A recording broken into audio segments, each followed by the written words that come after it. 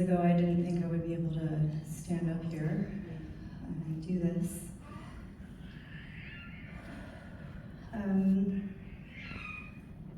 Thank you, first of all, to everybody who's here. It really means a lot to all of us, to our family. And I think it's really beautiful for all of us who are here who meant something to my mom and you know, for whom she meant something, to also see each other. It's kind of like what Mike was saying with the responses to the Facebook posts that they had put out, which we're really grateful for, Mike and Beth. You know, to see that kind of community that Mom created is really beautiful, and it's one of the ways that her legacy will last. You know, I've been thinking a lot about how to keep her with me, and the community is one of the biggest ways, and the memories of her that we shared together. Her music also, you know, how lucky are we that we not only got to listen to her music when she was performing or practicing or teaching, but also that she recorded. So I've spent the last week or so pouring through photos, scanning photos from old albums and finding photos from different WhatsApp groups and text messages and Facebook and all the rest of it, and listening to lots of different CDs and trying to figure out what songs to, you know, add to the slideshow, because there's so much music that epitomized her. It was hard to choose just a few. The songs that Mike will continue to play with his own button box. You know, I feel like I'll hear her every time I hear anyone play a button box, doesn't matter who it is. She got really into the electric accordion the last few years that you see up at the front there, her trusty Roland. So that was a new thing for her.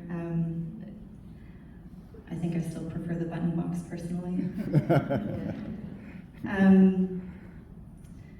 I sort of decided to ad-lib this a little bit. I didn't really know if I could actually stand up here today, but one thing that I'll always think about when I think of my mom was how beautiful her smile was. And I chose that last photo in the slideshow, which was only a few days before she passed away, because even with all the pain that she was experiencing because of the cancer, she still smiled, and her smile was still so beautiful, even though her physical body had changed a lot. Smile is the same from when she was super young to just a week ago. And it was that kind of warm, genuine smile that I think helped people feel comfortable around her and that they could trust her. She never put on airs. She didn't, she loved to be a performer, but she wasn't pretending. She just loved what she was doing, and that was really genuine, and people could feel that. And it's hard not to be happy when somebody is being silly and laughing at themselves already. So she didn't, you know, I always joked that she didn't really have any inhibitions, and she told jokes that made no sense, but it didn't matter to her. She laughed anyway. She was also really generous. Mom really loved to give gifts, and she really loved to do things for other people, and whether it was just a hug, she was a really good hugger. I remember that so clearly. Sometimes there was a time where I lived only about 15 minutes or so from where she was living, and there were times where I was having a really bad day, and I would call my mom and I would say, I just really need a hug right now. And she would drive over with a coffee and just hug me. That was it. That's all I needed. And that's the heart of a mother, but that was also her heart. So I know it's really cliche to say that my mom was special, because every mom is special for their children, but she was a really special person. And for me personally, with my own life choices, choosing to move to the other side of the world, I live in New Zealand. I always appreciated that my mom always supported me, no matter what, no questions. Having come to another country herself at a young age, I think that she could, in a way, relate to me.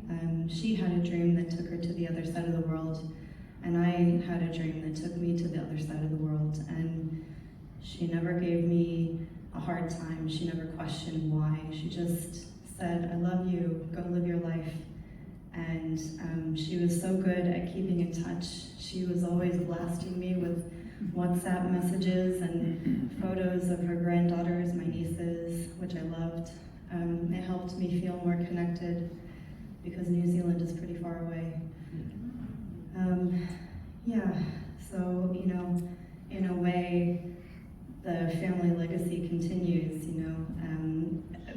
I love traveling as well, and I think, her spirit of adventure never really left her. That's all I wanted to say. Thank you.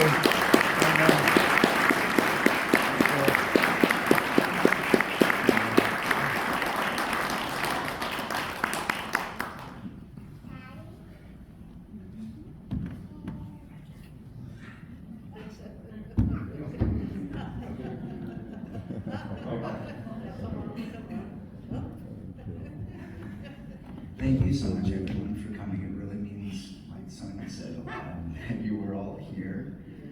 Yeah. So, like Sonia was saying, it was hard to really think about what I wanted to share. I think when we lose someone, we have to go through many different stages as we process and as we're trying to think how we're going to keep that person alive with us in our hearts and our minds. And sometimes that means we kind of like truncate their life into like snapshots, ways that we remember them and ways that we're going to keep them with us. And for me, there's two distinct portions of my life that I'll always go back to. Like, obviously, she's my mom. She was with me since the beginning. But when I was 9, Mom started playing for the Annapolis Bavarians. And before that, she was playing for the Holsteinen. And, my involvement with that was pretty nothing. Sometimes if there was no babysitting, she would take us along and we would like sit and just listen for hours. And for like a 4-year-old, that was torture. So, but when I was 9, Mom started playing the Annapolis Bavarians, and then all of a sudden I had a role.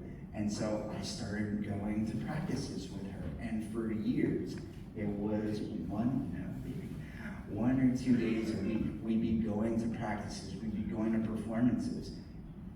And I didn't realize how special that time was until now I'm a parent. And I'm thinking about how precious just car rides are, or snacks from a convenience store, or just time listening to music, hours and hours just sitting in the car. And then later on, when I began performing with her at the Holsteinen for a few years, that's an indelible memory. And then when Sonia started working there too, those were memories where on the weekends we'd be driving together, and that's a part of our story. And the next memory is when Mom dropped everything to come down and